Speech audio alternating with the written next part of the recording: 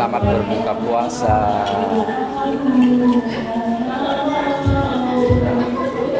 Selamat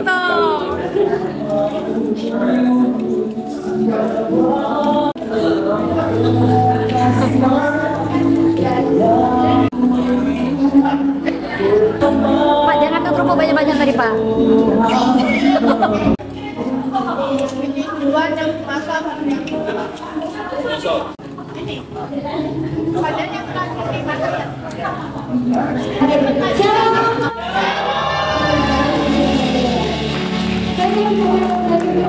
Kita bersuka cita bersama-sama. Kita memuji dan memuliakan nama Tuhan bersama-sama. Senyum cita-citamu.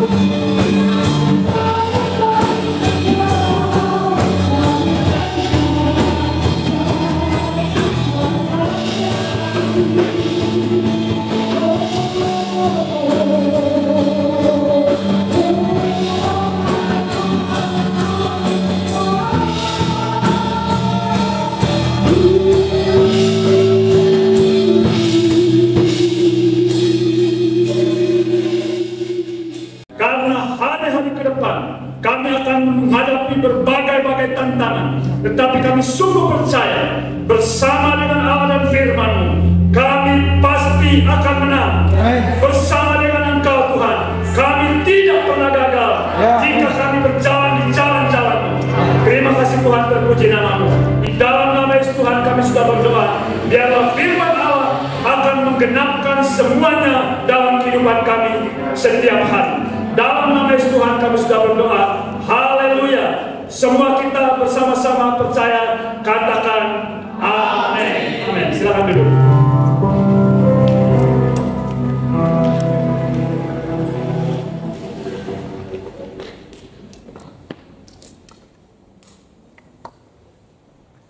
Memasuki hari yang ke-7, pada hari ini kita berada dalam satu tema yang sungguh-sungguh akan membawa kita untuk mengalami Tuhan dalam kehidupan kita, yaitu berbicara tentang janji Tuhan. Ketika kita membicarakan tentang perjanjian, apakah itu perjanjian secara unilateral, bilateral, atau multilateral, di dalamnya pasti ada hal yang menjadi ketetapan-ketetapan secara pasti. Dan setiap perjanjian itu pasti ada persyaratan. Setiap perjanjian pasti ada persyaratan. Ketika seseorang menjalankan persyaratan yang sudah ditetapkan, dia pasti akan menerima hak. Dan orang-orang yang akan melakukan juga kewajibannya di dalam yang namanya perjanjian. Malam hari ini saya mengajak kita membaca satu bagian firman Tuhan dari kitab Ulangan pasal yang ke-7. Dan bagian ini sudah kita baca kemarin dengan perspektif melihat kesetiaan Tuhan. Tetapi malam hari ini kita akan melihat janji daripada Tuhan. Ulangan 7 ayat yang ke-9 sampai 10 berkata, sebab itu harus engkau ketahui bahwa Tuhan Allahmu, dialah Allah, Allah yang setia, yang memegang perjanjian dan kasih setianya terhadap orang-orang yang kasih kepadanya dan berpegang pada perintahnya, sampai kepada beribu-ribu keturunan. Tetapi terhadap diri setiap orang dari mereka yang membenci dia, ia akan melakukan pembalasan dengan membinasakan orang itu. Ia tidak bertanggung terhadap yang membenci dia, ia langsung mengadakan pembalasan terhadap orang itu. Janji Tuhan pasti ditepati. Katakan bersama-sama, janji Tuhan. Janji Tuhan Pasti ditepati. pasti ditepati. Mengapa janji Tuhan pasti ditepati? Karena firman Allah berkata, janji Tuhan itu diikat, dilekatkan pada kepribadian Allah sendiri. Dan Allah kita adalah Allah yang sempurna. Allah kita adalah Allah yang memiliki segala sesuatu. Sehingga akhirnya keberadaan dan sifat Tuhan itulah yang menjadi pegangan kita. Karena dia adalah Allah yang maha setia. Dia Allah yang maha setia. Dan setiap perjanjian-perjanjian Allah itu pasti akan digenapi. Penggenapan dari Tuhan ditentukan oleh syarat yang ditentukan. Jadi Tuhan membuat syarat. Dalam pembacaan kita tadi ada beberapa yang Tuhan minta. Kita harus pegang janji. Kata pegang itu bukan sekedar kita sudah terima. Kata pegang di sini adalah kita menerima perjanjian itu, kita menjalankannya, dan kita terus menjalankannya sampai akhir. Itu namanya pegang.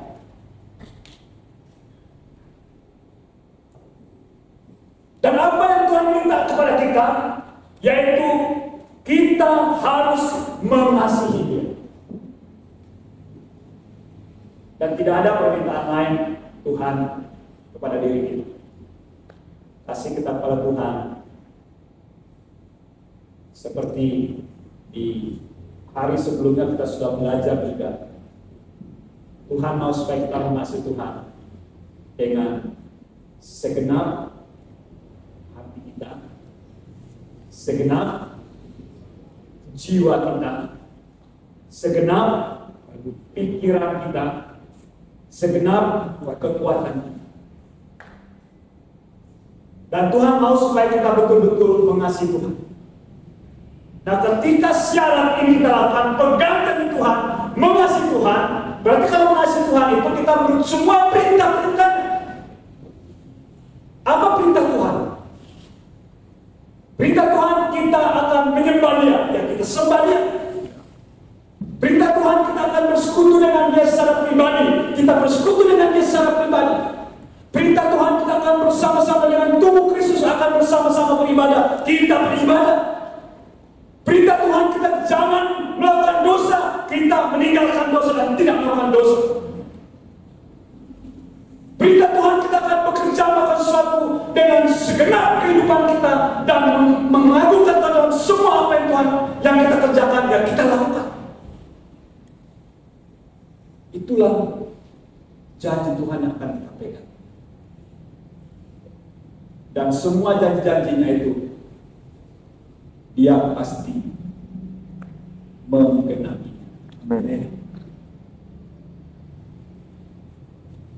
Ribuan janji Tuhan dalam Alkitab itu pasti digenapi semua. Asal kita melakukan persyaratan yang Tuhan minta. Kenapa banyak orang tidak menikmati apa yang dijanjikan Tuhan?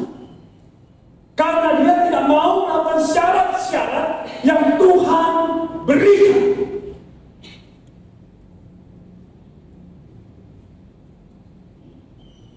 Ketika manusia jatuh dalam dosa, Tuhan memberi sebuah janji. Aku akan mengadakan permusuhan antara keturunan wanita ini dengan sebulan. Sekalipun banyak orang menganggap itu gagal, janji Tuhan itu tidak pernah gagal. Ribuan tahun sampai kepada penubuatan para nabi, 700 tahun sampai penggenapan Kristus lahir. Itu rentang waktu yang begitu panjang. Tetapi Allah tidak pernah melupakan janji. Karena Allah kita adalah Allah yang maha setia. Allah kita adalah Allah yang maha kuasa. Allah segala-galanya. Itu sebabnya janjinya pasti ditepati. Dan janji Allah itu semakin hari semakin berjalan, dia bersifat progresif. Artinya meningkat, dan akhirnya menjadi detail daripada janji.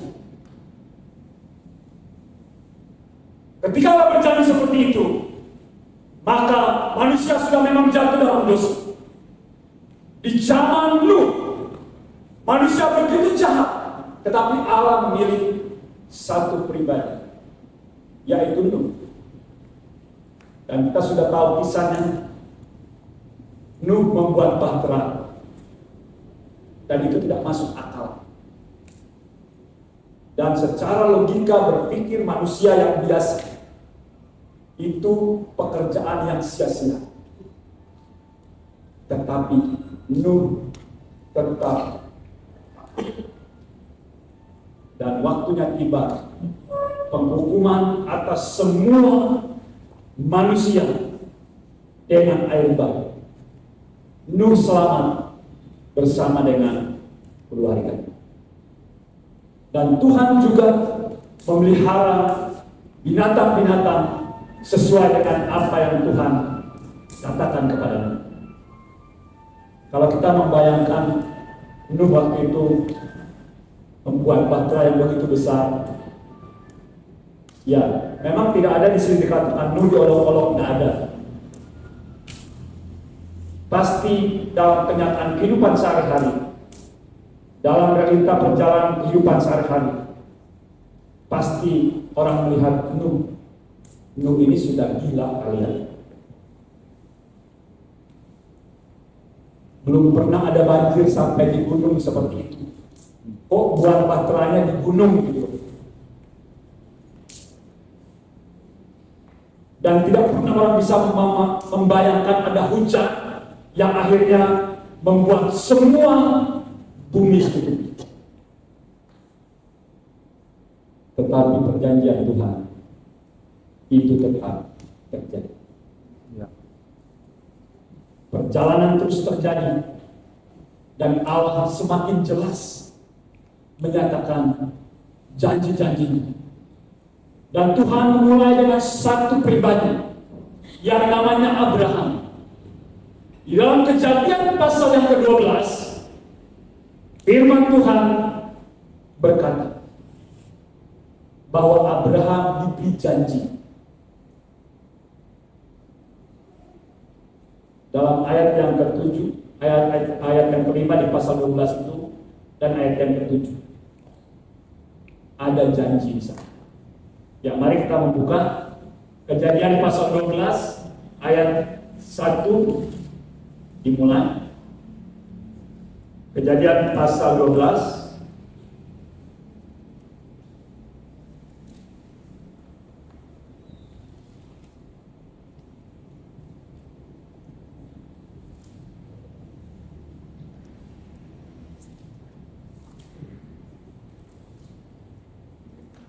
Mari kita bersama-sama berdiri. Kita akan membaca ayat 1 sampai 4 saja.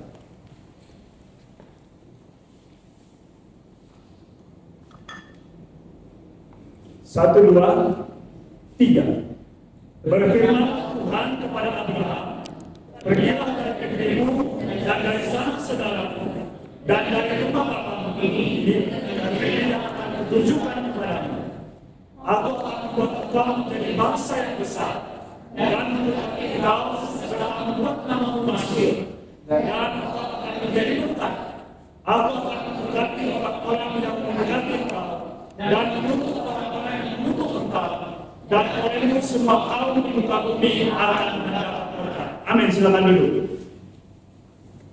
Di dalam bagian ini kita melihat ada janji-janji yang Tuhan berikan kepada Abraham. Tetapi Tuhan minta syarat.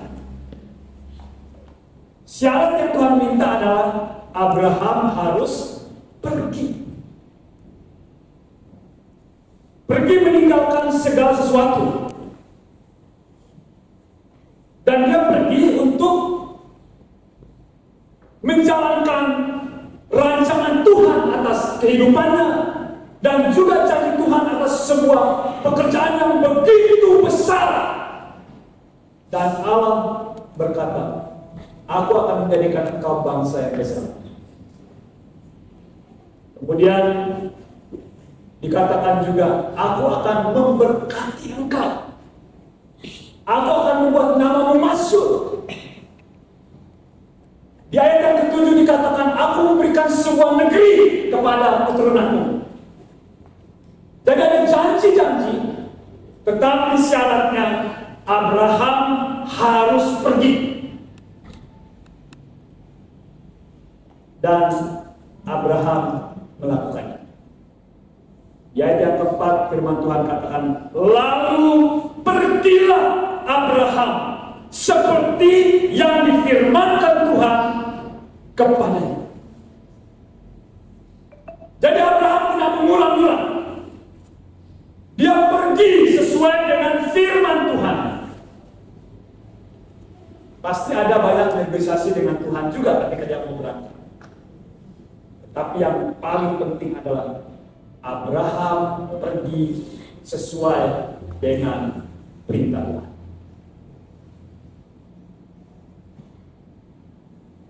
Secara khusus kita melihat bagaimana janji Tuhan tentang keturunannya itu. Janji tentang keturunan Abraham itu sepertinya tidak kunjung tiba. Kalau kita memperhatikan di pasal yang ke-16, Abraham sudah mulai goyah di sana. Dia katakan, Tuhan, apakah Eliezer hambaku yang nanti akan menikmati kekayaan dan berkat-berkat yang Tuhan berikan. Karena Sarah sudah mati haid dan saya sudah tua. Apakah Tuhan mengangkat Eliezer? Hambaku itulah yang akan mewarisi semua apa yang sedang Tuhan berkati dalam kehidupan. Karena Abraham itu kaya sekali.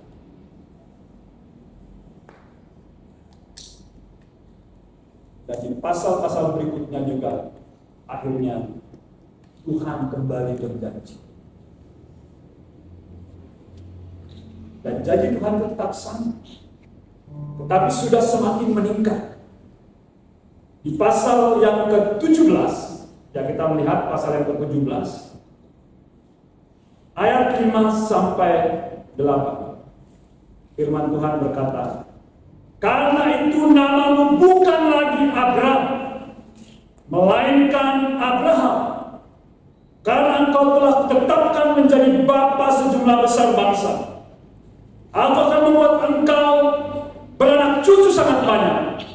Engkau akan kubuat menjadi bangsa, dan daripadamu akan berasal raja-raja. Aku akan mengadakan perjanjian antara aku dan engkau serta keturunanmu turun-temurun menjadi perjanjian yang kekal, supaya aku menjadi Allahmu dan Allah keturunanmu. Kepadamu dan kepada keturunanmu akan kuberikan negeri ini yang kau diami sebagai orang asing, yakni seluruh tanah Kanaan akan kuberikan menjadi milikmu untuk selama-lamanya, dan aku akan menjadi Allah mereka." Bukti kegoyangan dan keboncangan Abraham dan Sarah, pasal yang ke-16 itu, mereka bertindak sesuai dengan logika pikiran manusia biasa. Dan perkataan yang muncul adalah dikatakan, "Adapun Sarah istri Abraham itu tidak beranak." Siapa yang bilang dia tidak beranak? Bukan kata Tuhan, tetapi itu kata Abraham dan kata Sarah. Mereka sudah mulai berpikir, Sarah sudah mati haid, Abraham memang sudah tua, dan akhirnya mereka mencari jalan mereka sendiri. Dan di pasal ini dikatakan, maka Sarah menawarkan sebuah solusi yang menurut Sarah inilah cara Tuhan untuk bisa melahirkan keturunan dari Abraham dan melahirkan sebuah bangsa yang menurut perjanjian Tuhan itu. Dan di sini Hagar berkata, Sarah berkata, "Ada hamba-Ku Hagar, hampir ini."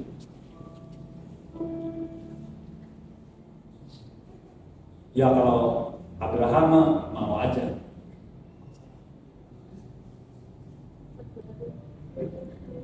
Kayaknya Sarah itu pikirannya tidak normal. Diskusi sedikit dengan ibu. Kalau ibu dalam posisi ini, Beni gimana? Jangankan menawarkannya, Payanto lirik-lirik yang lain saja hatinya panas. Ya posisi saya.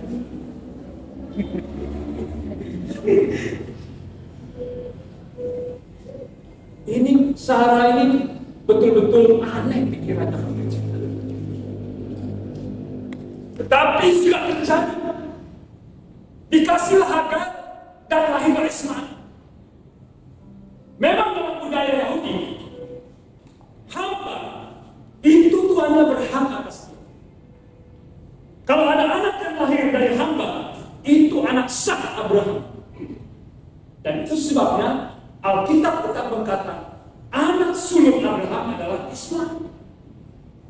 Tetapi anak perjanjian adalah Ishak. Ya. Dan ketika kita melihat peristiwa-peristiwa berikutnya, maka janji Tuhan itu memang akhirnya semakin jelas.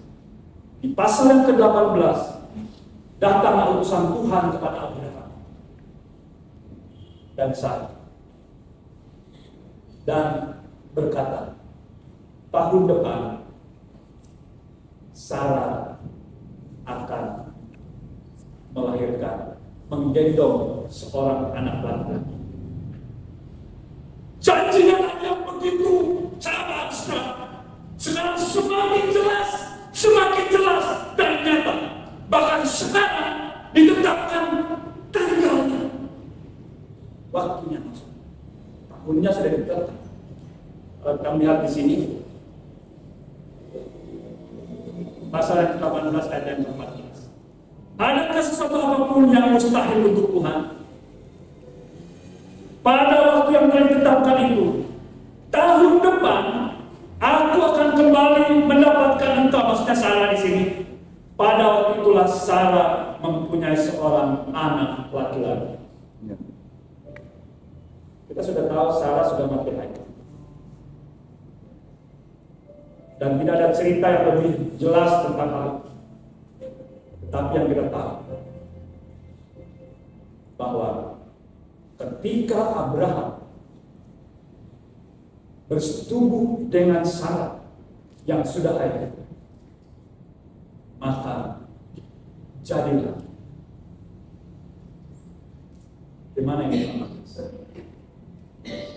Kemungkinannya secara rekayasa genetik gimana?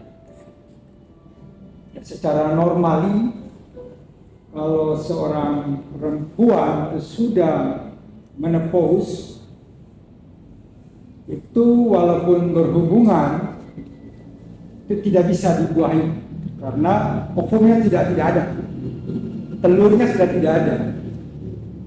Nah, untuk rekayasa genetik secara in vitro itu juga tidak bisa. Tidak bisa karena dia sudah tidak punya telur di dalam rahimnya itu. Karena dia tidak bisa berproduksi telurnya. Ya. Sebab kalau sudah mati haid itu orang tidak bisa produksi telur. Nah, kalau kita mau rekayasa genetik, kita harus ambil telur dari perempuan yang lain. Yang lain.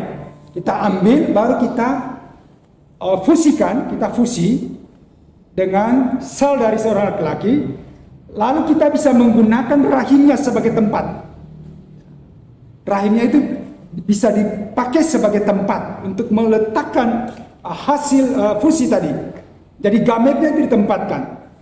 Tetapi hal ini juga mustahil dilakukan karena ketika perempuan sudah menopause, segala hormon yang berhubungan dengan reproduksi wanita itu sudah tidak berproduksi, sehingga tidak mungkin akan bertumbuh gametnya tadi. Waktu di in vitro kita tanam di perempuan yang rahimnya tadi sudah menopause, itu tidak mungkin bertumbuh lagi karena tidak ada hormon yang memberikan pertumbuhan untuk gamet tersebut menjadi seorang janin dan akan berkembang lahir menjadi seorang anak. Jadi itu mustahil secara rekayasa genetik. Menurut saya hari ini. Tapi tahun ke depan, 10 tahun ke depan, mungkin saja terjadi. Karena apa?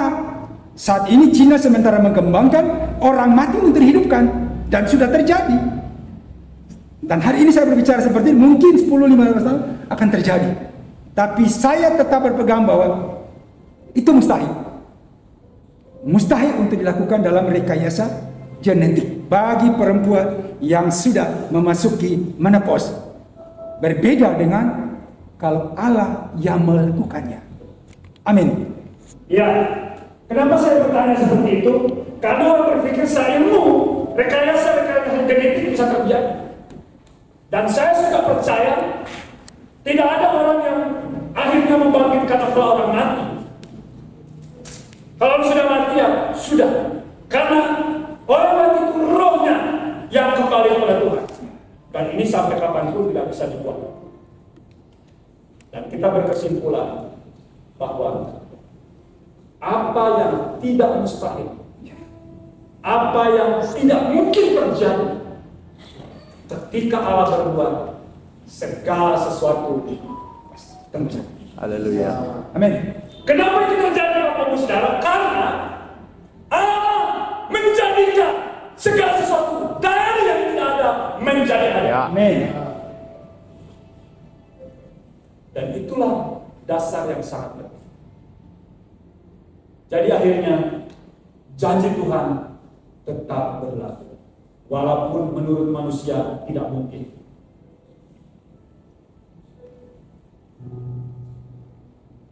Dan itu sebabnya firman Tuhan memberikan pernyataan di dalam Injil Lukas pasal 1 ayat 37. Sebab bagi Allah tidak ada yang mustahil. Ya. Itu janji Tuhan pasti akan terjadi. Dan Yesus juga berkata di dalam Markus 9 ayat 23, jawab Yesus, katamu jika engkau dapat, tidak ada yang mustahil bagi orang yang percaya. Amin. Jadi bukan hanya tidak mustahil bagi Allah, tapi bagi kita juga tidak ada yang mustahil. Dan itulah janji Tuhan. Dan jika kita berjalan di dalam jalan-jalannya Tuhan, bekerja, melakukan pekerjaan-pekerjaan Tuhan, berada di dalam panggilan dan melayani Tuhan, maka Allah akan melakukan segala sesuatu yang mustahil akan menjadi nyata. Amin. Dan firman Allah berkata bahwa melalui keturunan Abraham, Allah akan menggenapkan seluruh janji-janji. Ya. Dan seperti yang saya katakan awal tadi, janji Tuhan itu akan berjalan secara progresif. Dan dia terus akan terjadi semakin jelas, semakin jelas, semakin jelas, semakin jelas. Sekalipun menurut bayangan pikiran manusia itu tidak mungkin. Dan hari-hari ini, seperti yang Alkitab katakan, bahwa jikalau kamu adalah milik Kristus, maka kamu juga adalah keturunan Abraham dan berhak menerima janji-janji. Saat ini Tuhan sedang menggenapkan janjinya melalui keturunan Abraham. Keturunan Abraham yang dimaksudkan adalah keturunan Abraham secara rohani. Ya. Itulah tubuh Kristus. Ada begitu banyak orang berkata, bagaimana mungkin pemulihan segala sesuatu akan terjadi di bumi ini? Itu tidak mungkin. Melihat begitu masifnya pergerakan dunia, bahkan juga pergerakan iblis, nampaknya jauh dari apa yang dimaksudkan oleh Tuhan, bahwa Tuhan akan pakai semua orang percaya untuk menggenapkan rancangan di bumi ini, yaitu memulihkan segala sesuatu seperti dalam Kisah Rasul pasal yang 21. Karena kalau tidak ada pemulihan, Yesus tidak akan datang ke dunia. Dan kita adalah orang-orang yang akan memulihkannya. Kelihatannya mustahil kan? Tetapi Allah berjanji, ketika semua orang-orang percaya sebagai keturunan Abraham rohani itu akan bersatu, maka tidak berat bagi Tuhan. Jangankan satu hari, 1 menit saja Tuhan akan bisa mengubah segala sesuatu sesuai dengan apa yang Tuhan mau. Itu sebabnya kita harus membangun kehidupan kita betul-betul atas dasar firman. Dan kita mempercayai. Kalau kita melihat pribadi kita sendiri, mungkin kita berkata, siapa saya?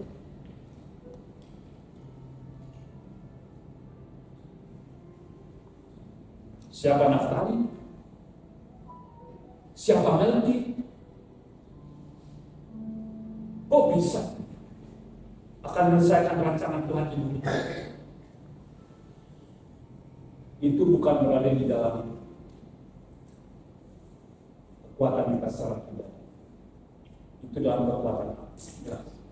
Dan itu sebabnya firman Tuhan berkata, waktunya akan tiba di mana orang-orang percaya akan memerintah di bumi. Saudara mau memerintah sebagai apa? Terserah Tuhan aja.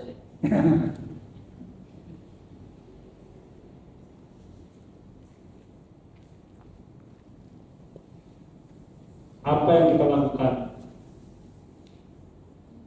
ketika kita ada di dunia di saat sekarang ini, itulah yang akan menentukan kita berada di dalam kerajaannya Tuhan, di dalam kitab Wahyu.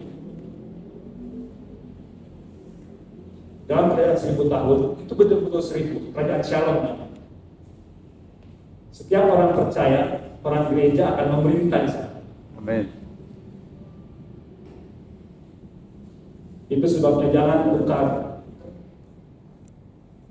segala sesuatu dengan kemuliaannya. Kristus akan nyatakan bagi kita.